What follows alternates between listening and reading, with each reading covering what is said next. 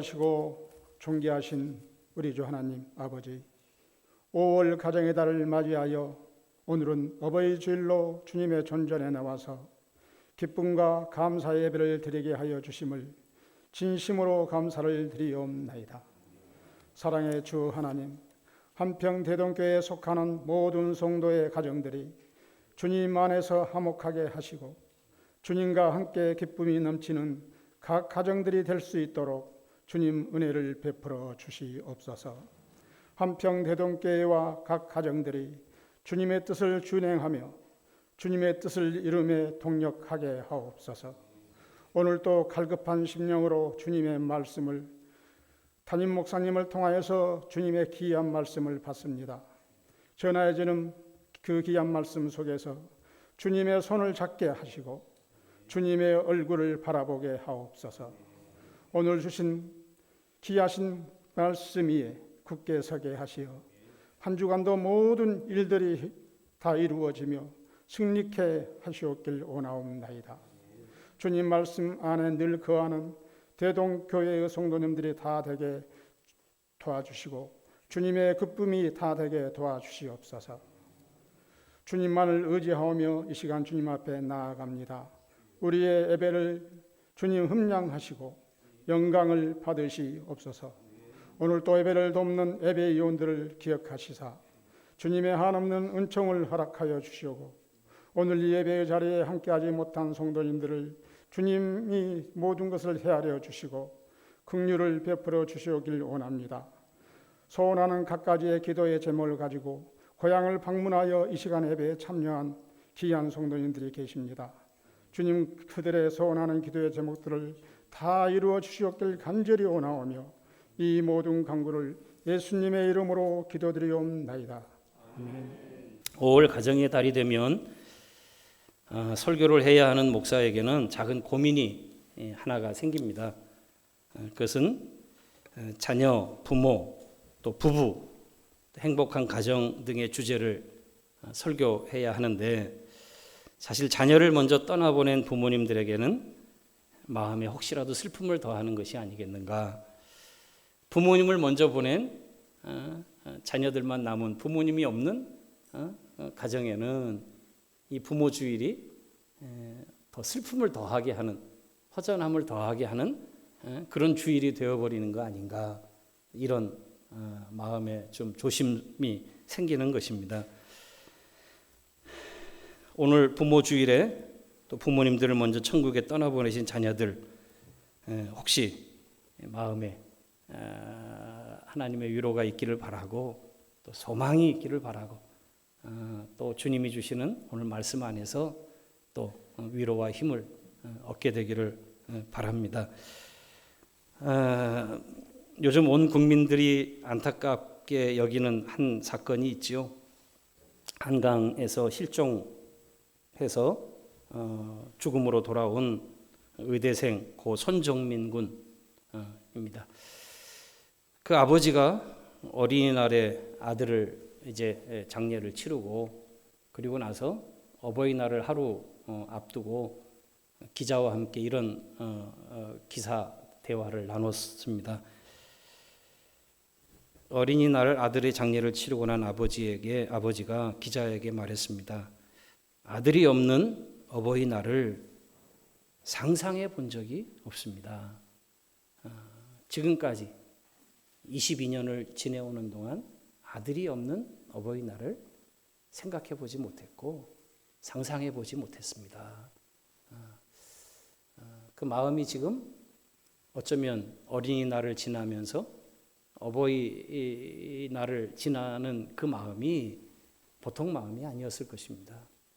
오죽하면 그 사설 그 구조사 중심으로 시민들이 조그마한 카네이션을 아들 대신 준비해서 한강에서 카네이션을 전달하는 조그마한 선물과 편지를 전달하는 이런 이벤트 위로를 전달했다고 하는 기사를 봤어요.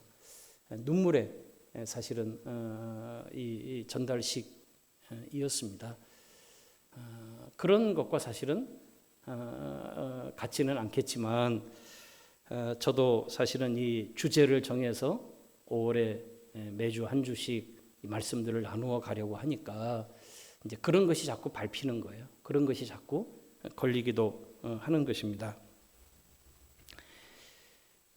오늘 혹시라도 이런 부분 저런 부분에 혹시라도 인간적으로 걸리시는 부분이 있으시다면 설교 중에 이 주제 때문에 하나님이 그 마음을 꼭 붙잡아 주시고 또 위로해 주시고 또 위안해 주시기를 바라는 마음입니다.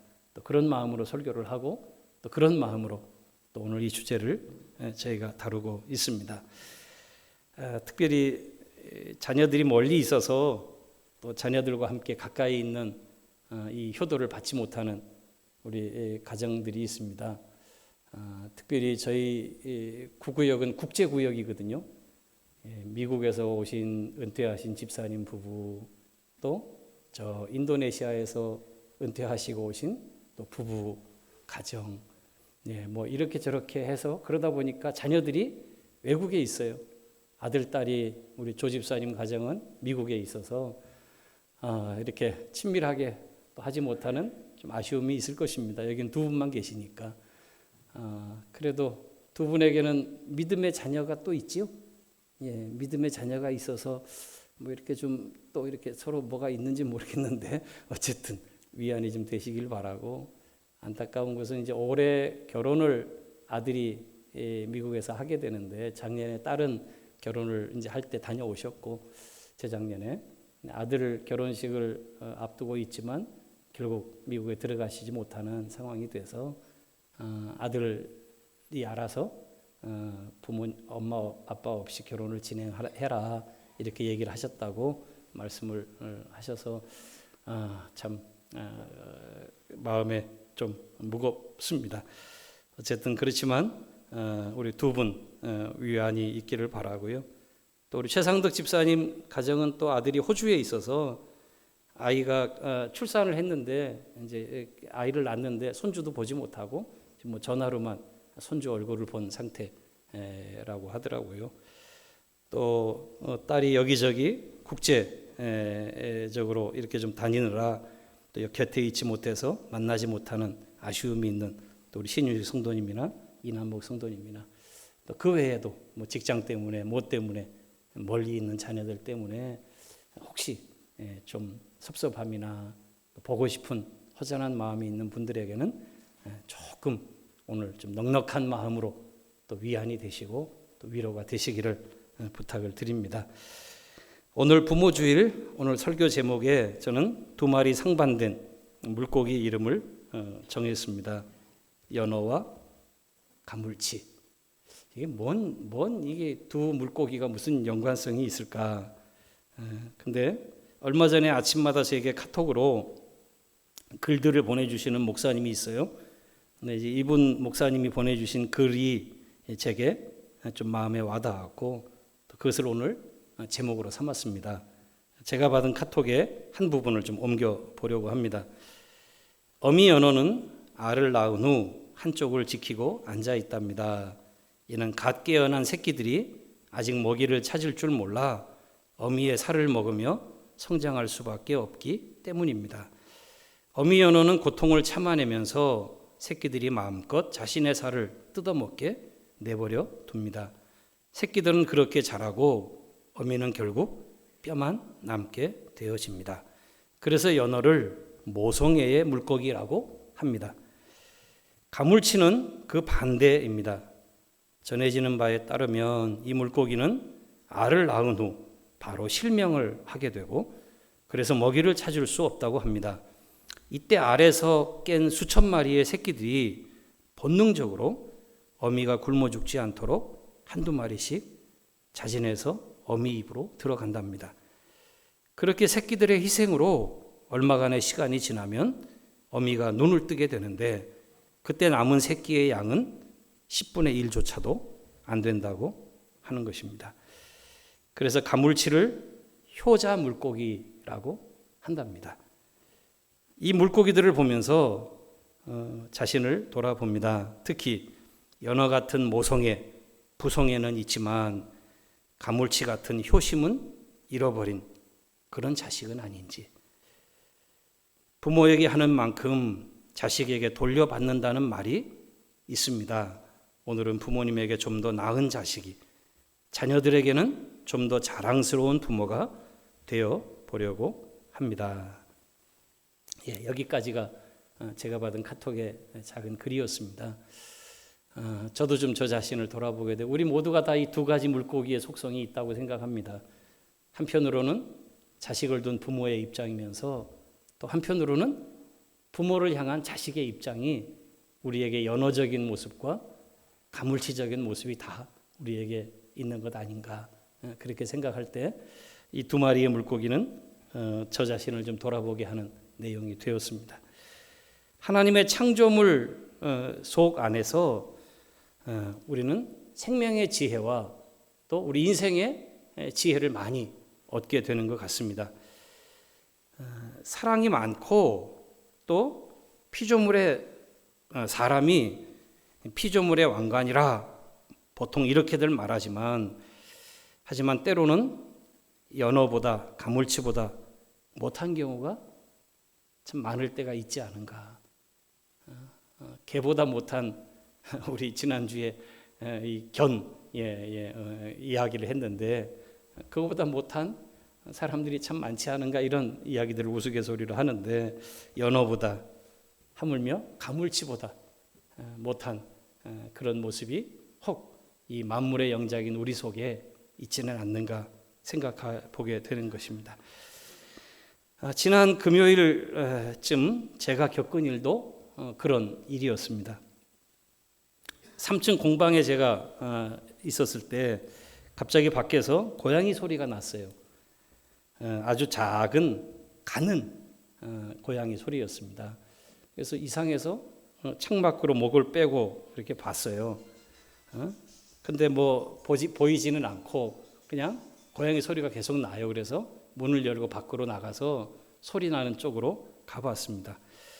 그랬더니 소리는 공방 뒤쪽에 있는 이제 집진하는 그 집진기가 들어있는 작은 창고 안에서 나고 있었고, 이제 그 창고를 열어봤더니 아이고 뭐니나 갓 태어난 것 같은 이 조망만한 고양이 새끼 서너 마리가 그 안에 있는 거예요.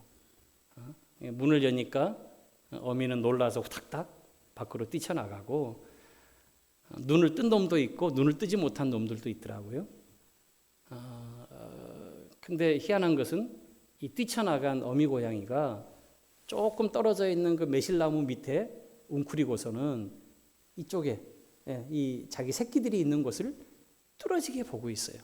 안 떠나요. 거기 앉아가지고 계속 이쪽을 보고 있더라고요. 참 어미 고양이의 그 본능인가 보죠. 제가 이렇게 그 어미 고양이도 배가 홀쭉하고 또 새끼들도 안 됐고 해서 제가 딸과 의논을 하고는 고양이 사료를 사다가 우리가 먹여보자, 이렇게 이 생각을 하고, 머리털 나고 처음 개 사료는 사봤지만 고양이 사료를 처음 샀습니다. 한 포대를 사가지고, 그리고 조금 물 조금 하고 사료 조금을 하고 이렇게 넣어놨어요. 어미도 좀 먹고 새끼들도 좀 먹으라고. 그랬는데 웬건이요? 밤이 지나고 위에서 막 소리가 몇 번 났는데, 새끼들을 다 물어서 저 식당 옆에 아주 은밀한 곳으로 다 옮겨버렸어요. 이사를 해버렸어요. 한 마리도 안 남아있는 거 다 가버렸어요. 고양이 사료 한 포대가 그대로 남았습니다. 필요하신 분이 있으면 제가 드릴게요. 말씀하세요. 어쨌든 이 일을 겪으면서, 이 일을 보면서, 야, 미물인 짐승인 것 같지만 자식을 향한 어미의 마음이 저런 것이구나. 떠나지 않고 혹시라도 새끼들에게 위험이 닥칠까 뚫어지게 그것을 쳐다보는 어미의 모습. 자신은 몸이 반쪽처럼 홀쭉해졌지만 새끼들을 먹이고 새끼들을 살리려고 그들을 물어서 또 안전한 곳에, 아마 비가 크게 한번 왔을 때 지난주에 안으로 들어와서 거기서 새끼를 낳은 것 같아요. 어쨌든 안전하게 잘 크기를 바라고, 안 그래도 지금 이 교회 뒤쪽으로 이 고양이들이 많은데 또 이 새끼 고양이들까지 하면 뭐 더 많아지기는 할 것 같지만 어쨌든 생명은 참 신비한 거라 너무 좋고 또 귀하고 그렇게 보여지더라고요. 잘 자라기를 바라는 마음입니다. 어미의 본능, 동물에서만 그런가요? 우리 인간에게도 그런 것이 있지 않습니까? 본능이라고 하는 것, 본성이라고 하는 것, 모든 우리 이 생물에는 이런 본성이 있는 것이죠. 제가 가사 하나 읽어드릴까요? 나실제 괴로움 다 잊으시고. 혹시 이 노래 아시는가요? 예전에는 우리 많이 불렀는데 요즘은 이 노래 부르는 소리를 잘 못 듣겠더라고요. 나실제 괴로움 다 잊으시고 기르실제 밤낮으로 애쓰는 마음. 그 다음이요. 진자리 마른 자리 갈아 뉘시며 발이 다닳도록 고생하시네. 하늘 아래 그 무엇이 넓다 하리요. 어머니의 희생은 가히 없어라. 어머니의 마음이라고 하는 노래 가사입니다. 지금 젊은 아이들에게는 아마 잊혀진 노래가 되지 않았는가 싶습니다. 지난 자녀 주일에 우리는 자녀를 소중히 대하는 데에 지혜가 필요하다 하는 이 말씀을 저희가 배웠습니다.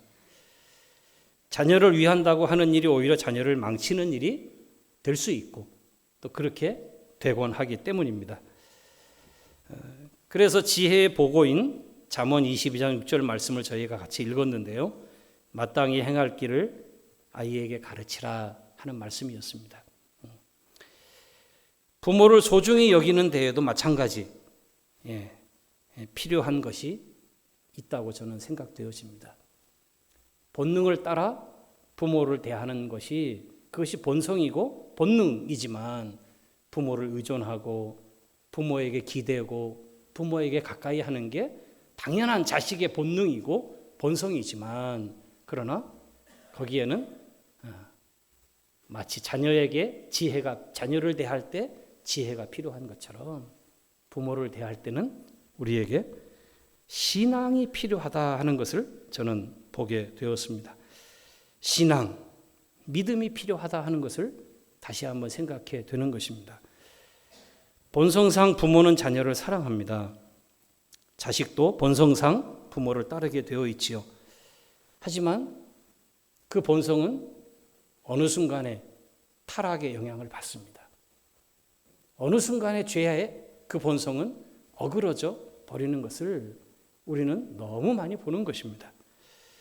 우리가 알고 있는 일련의 이런 뉴스들, 기사들 혹시 기억하십니까? 자기가 낳은 자식을 팽개쳐 놓고 심지어 학대하기까지 하다가 죽인 어느 젊은 부모의 이야기. 이거 본성상 이룰 수 없잖아요. 고양이도 그렇게 안 하는데. 근데 인간이 그렇게 하는 모습을 보이는 것은 이것은 그 본성이 죄의 영향 아래 어그러져 버렸기 때문이죠. 늙은 부모를 때리는 자식들 이야기가 심심찮게 올라옵니다. 이게 가능한 이야기입니까?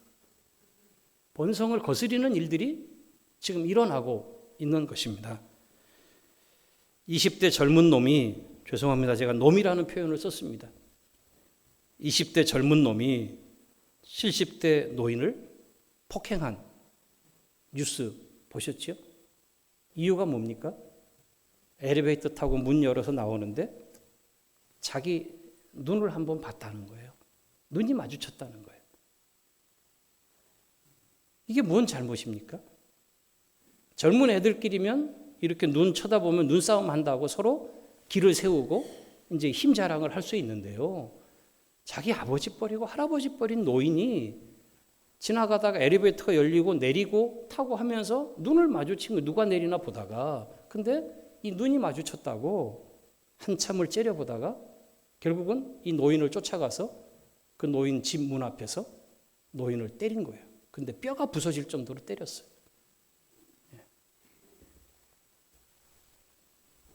어제는요, 도로 위에서 어느 택시 기사가 젊은이에게 폭행을 당하는 동영상이 올라왔어요. 뉴스에.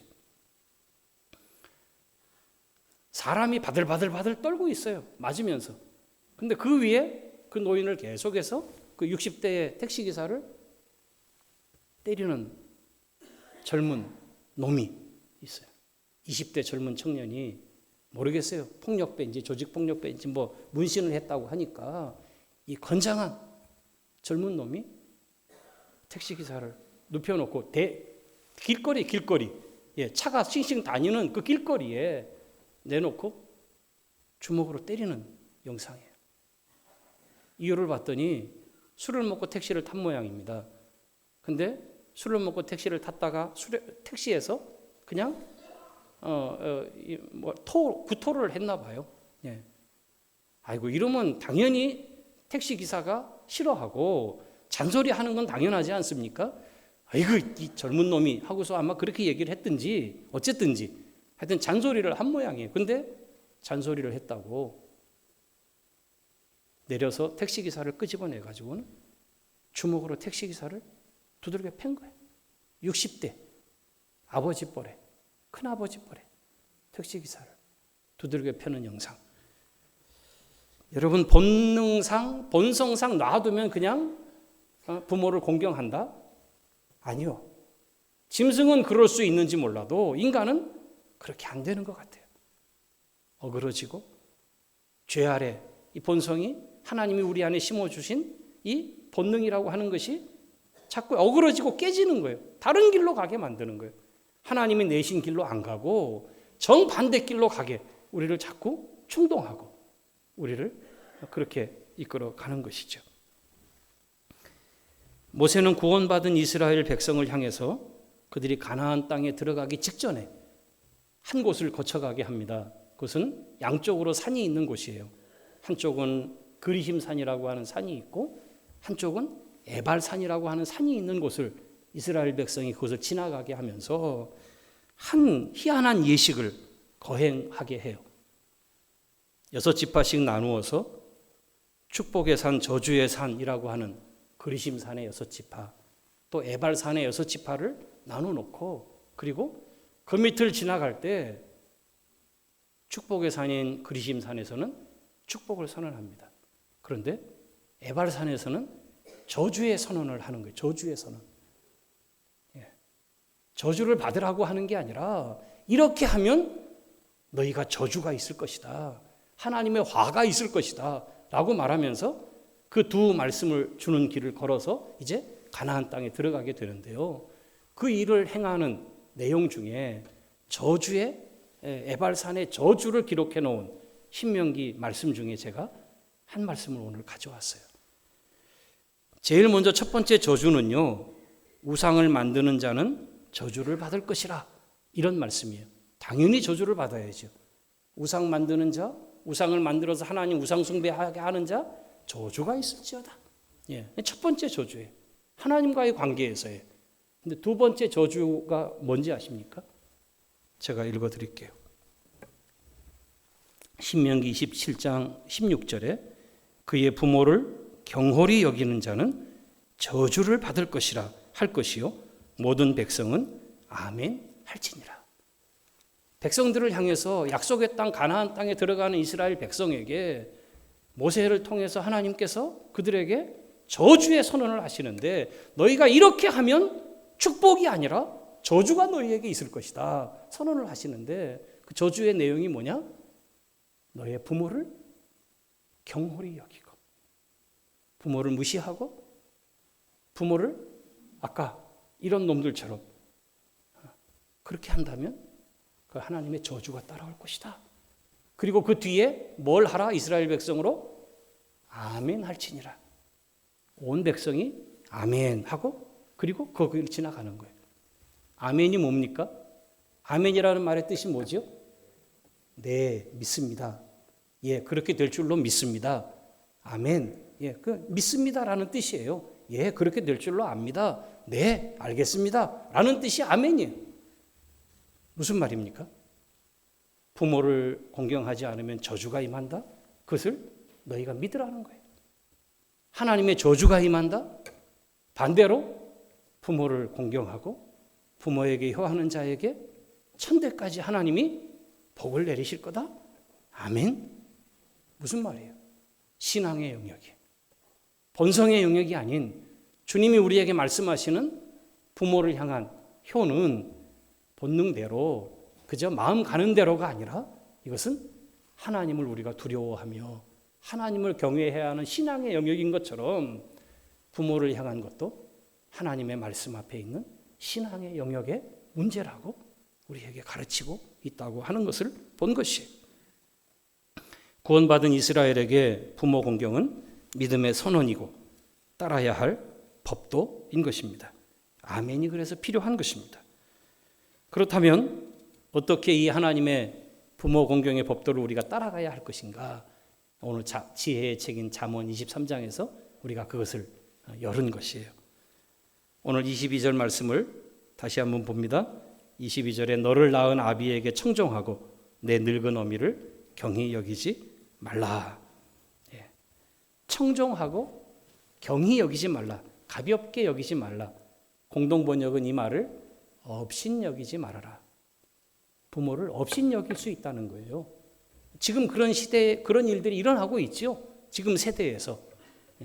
근데 너희 구원받은 이스라엘 백성아, 너희 지혜롭다고 하는 마치 잠언이 부모가 자식에게 말하는 마땅히 행할 바를 가르치는 말씀으로 볼 때 자녀들아, 자식들아, 너희 부모를 업신여기지 말고 너희 부모 말을 좀 들어라. 그게 지금 22절이 말하는 부모 공경의 신앙이고 부모 공경에 하나님의 말씀이 가르치는 효라고 하는 것이에요. 신앙은 부모에게 우리가 효하는 태도를 부모의 말을 잘 듣는 것에서부터 시작한다고 가르치고 있어요. 말을 잘 듣는 것. 부모를 가볍게 여기지 않는 태도가 여기서부터 시작되는 것이고요. 한 걸음 더 나가서 부모를 업신여기지 않는 태도가 여기서 나오는 것입니다. 가볍게 여기면 말을 안 들어요. 누가 말을 해도 콧방귀를 꺼버리지 그거 말 안 듣거든요. 그거 가볍게 여기는 것이죠. 그렇듯이 마치 나이든 부모가 하는 이야기를 늙은 세대의 이야기라고 아이고 또 제 여기 한다고 그것을 가볍게 업신 여기듯이 경홀히 듣는다면 그것은 오늘 이 잠언의 말씀이 22절에 나는 지금 저촉되고 있는 것이고 부모 공경의 우리의 예의 태도에서는 우리가 지금 한쪽 편에 두려운 마음으로 하나님이 선언하신 이 부모를 공경하지 못하는 자리로 우리가 걸어가고 있는 모습을 우리가 보게 되는 것입니다. 하나님이 기뻐하시는 믿음 어디서부터 나옵니까? 믿음은 어디서부터 나오죠? 들음에서 나와요. 하나님의 말씀을 듣는 것에서부터 믿음이 시작돼요. 그것처럼 부모 공경의 믿음도 잘 듣는 들음에서부터 시작돼요. 부모님 말을 듣는 거예요. 귀담아 들어주는 거예요. 아, 그랬어요. 아, 그러셨군요. 소중하게 그 말을 좀 들어주는 업신 여기는 마음이 아니라 중하게 경한 마음이 아니라 중한 마음으로 들어주는 것에서부터 부모 공경의 믿음이 부모를 향한 효의 신앙이 시작되어진다. 이게 오늘 잠언 23장 22절이 우리에게 가르치는 아주 중요한 교훈입니다. 과연 나는 노인들 말이라고 귀담아 들으려 하지 않고 잔소리라고 허튼 소리라고 가볍게 여기지는 않습니까? 이제 25절 말씀으로 좀 넘어가 보면은요. 25절에 내 부모를 즐겁게 하며 너를 낳은 어미를 기쁘게 하라 이렇게 말씀합니다. 부모의 마음을 즐겁게 하고 부모의 마음을 기쁘게 하는 것이 오늘 부모를 향한 효의 명령인 것입니다. 그런데 과연 우리는 부모의 마음에 즐거움을 주고 있는가? 나는 기쁨이 되는 자식인가? 그렇기는 고사하고 도리어 근심거리가 되고 화병을 주고 있는 자녀는 아닌가? 돌아보게 되는 우리 자신을 살피는 또 말씀입니다. 앞에 있는 24절이 오늘이 부모에게 즐거움이 되는 방법을 말하는데요. 24절에 보시면 의인의 아비는 크게 즐거울 것이요 지혜로운 자식을 낳은 자는 그로 말미암아 즐거울 것이니라. 무슨 말입니까? 의인의 아비 그리고 지혜로운 자식을 낳은 어미가 즐거워한다 말한 것처럼 하나님의 자녀된 은혜를 알고 나서 우리가 주님의 기쁨이 되기 원한다고 찬송하며 믿음으로 살아가는 것처럼 무엇을 하든지 우리의 삶 속에서 부모의 은혜를 깨닫는 순간부터 우리는 부모의 마음에 위로가 되고 또 기쁨이 되고 하려는 마음을 우리가 갖게 되는 것과 마찬가지죠. 하나님을 향한 신앙과 부모를 향한 우리의 태도가 아주 밀접하게 연결되어 있는 것을 발견하는 것이에요. 하늘의 아버지와 영적인 자녀인 우리의 관계는 곧 육신의 아버지와 육신의 부모와 육신의 자녀의 관계를 보여주는 모습이고 또 그렇게 하나님 아버지를 공경하는 것처럼 너희 육신의 부모도 너희가 공경해라 라고 말씀하는 게 오늘 성경이 우리에게 가르치는 부모의 공경의 신앙이고 믿음이라고 말씀하고 있는 것입니다. 사랑하는 성도님들이요, 신앙생활이 뭡니까? 신앙생활이 뭐예요? 어렵습니까? 정의하는 것부터 힘듭니까? 하나님 말씀대로 순종하고 하나님의 기쁨이 되는 길로 걸어가는 것, 이거 신앙생활 아닙니까? 그러면 답 100점이에요. 그러면 부모를 향한 효, 부모를 향한 이 믿음의 삶은 무엇일까요?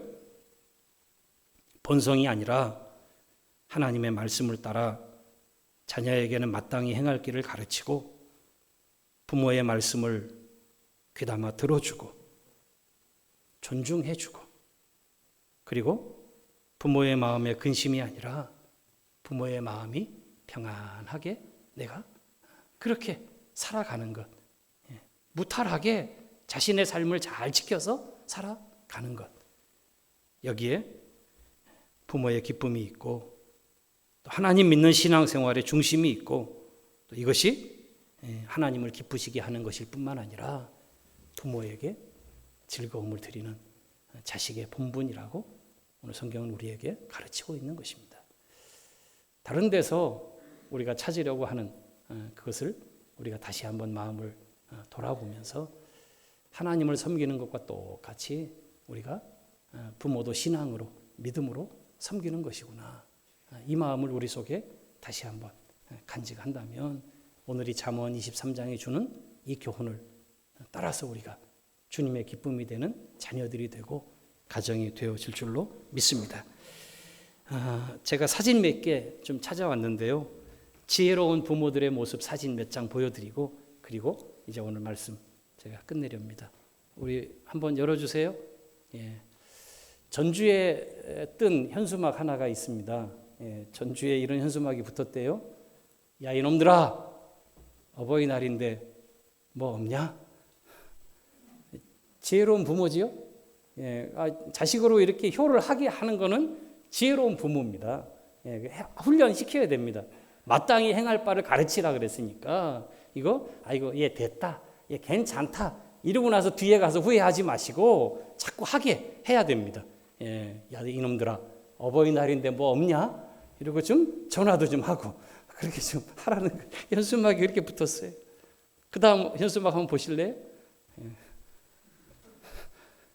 꽃으로 퉁칠 생각하지 마라. 이거 하나 주고 너 어버이날 했다고 퉁 끝 하지 말아라 하는 게 어느 엄마가 붙인 현수막이에요. 이 엄마가 붙였으리라 싶지만 아마 장사하는 사람이 자기가 거기서 물건 팔라고 붙인 것 같아요. 그렇지만 우리의 마음을 좀 꼽는 비수가 되지 않습니까? 우리는 보통 그냥 퉁 치려고 하잖아요. 그냥 뭐 이거 하나로 그냥 이거로 끝냅시다 이렇게 하려고 하는 마음이 있잖아요. 근데 너희들 이 꽃 하나로 퉁치려고 하지 마라. 그 다음 그림은 또 우리에게 또 시사하는 바가 있어요. 이게 SBS에서 어버이날 부모님이 받기시는 선물을 조사했답니다. 요즘은 이렇게 따라가야 돼요. 옛날처럼 하면 안 되고 부모님들이 뭘 원할지 옛날 세대로 생각하면 안 되니까 부모님이 그럼 뭘 받기 싫어하실까? 그걸 먼저 조사를 했대요. SBS에서. 뭐였을까요? 첫 번째가 1순위가 책이었답니다. 책. 아이고 나이 들어 눈도 안 보이고 이건 뭐가 심심한데 뭘 더 배우라고 책을 선물하는 거냐 이놈들아. 책 선물하는 것이 제일 받기 싫은 선물 1순위. 어머니 마음의 양식을 위해서 책 좀 읽으세요 하고 책 주는 게 이게 부모님한테 효가 아니라 부모님을 노엽게 하는 일이 된다. 이 책도 잘 줘야 되는 것이죠. 두 번째가 뭐예요? 케이크. 저도 케이크 받았거든요. 딸한테. 부모님이 제일 받기 싫은 어버이날 선물 2번이 뭐야? 케이크예요. 케이크. 세 번째가 뭔지 아세요? 꽃다발 화환. 요즘은 이렇게 하나 주는 건 좀 서운해 보이니까 이렇게 화분으로 이렇게 만들어서 주는 이게 유행이죠. 이걸 주면 좀 마음이 뿌듯한 것 같아요. 근데 죄송합니다. 부모님들이 그거 별로 안 좋아한대요. 4번은 좋아하고요. 마지막 5번은 핸드폰이라고 이렇게 조사가 떴어요. 그러면 기대되죠? 우리 모든 자녀분들. 부모님들이 어버이날에 받고 싶은 선물 1순위가 뭐였을까요? 야, 여기도 벌써 여론이 벌써 형성이 되고 있죠. 화면 넘겨주세요. 그런가 봅시다. 현금인데 어떤 현금이냐 하면 용돈 박스. 그냥 봉투에 넣은 현금 정도가 아니고 이만한 박스를 만들어서 그 안에다가 돈을 넣어가지고 박스를 가져오는 걸 좋아한다. 좋지요? 그러면 부모님들 좋으시겠죠? 이놈들아 어버이날에 뭐 좀 없냐? 잘 봐라. 이게 부모 마음이다. 그 다음 2번이 뭡니까? 뭐 전화. 그 다음에 이게 눈이 잘 안 보여서 편지. 그 다음에 돈 꽃다발. 그냥 꽃다발 말고 그냥 카네이션 꽃다발 말고 그 안에 돈으로 둘둘둘둘 말아놓은 돈 꽃다발 이런 거 좀 주면 좋겠다. 부모님들 얘기를 한번 보실래요? 다음 열어주세요. 부모님들 얘기예요. 이 어르신 얘기 한번 볼게요. 이거 안 보이네. 무조건 돈이죠. 뭘 받고 싶으세요? 물었더니 하는 얘기예요. 무조건 돈이죠. 나이 든 사람이 돈벌이가 없으니까 자식들이 돈을 주면 좋은데 하고 점점점. 근데 돈을 안 주고 꽃을 준다는 거죠. 다음 그림이요. 이분은 또 아예 그냥 교육을 딱 부러지게 시키는 분이셔요. 자꾸 어버이날 꽃을 가지고 오길래 그래서 이제는 제발 좀 꽃 사오지 말라고 제가 얘기를 했다고. 그 말은 무슨 말이에요? 어버이날을 챙기지 말라는 얘기가 아니고 꽃 가져오지 말고 박스 가져와라, 박스. 이런 얘기죠. 아주 현실적인 어머니셔요. 지혜로우신. 다음 그림이요. 다음 사진. 이분은 이봉원 씨하고 결혼해서 요즘 이제 다시 인기를 얻고 있는 박지선이라고 하는 박미선이라는 개그우먼이에요. 개그우먼인데 이 개그우먼이 자식이 딸과 아들이 준 선물을 자기 인스타그램에 올렸어요. 이번 올해 이 엊그저께 받은 따끈따끈한 선물이에요.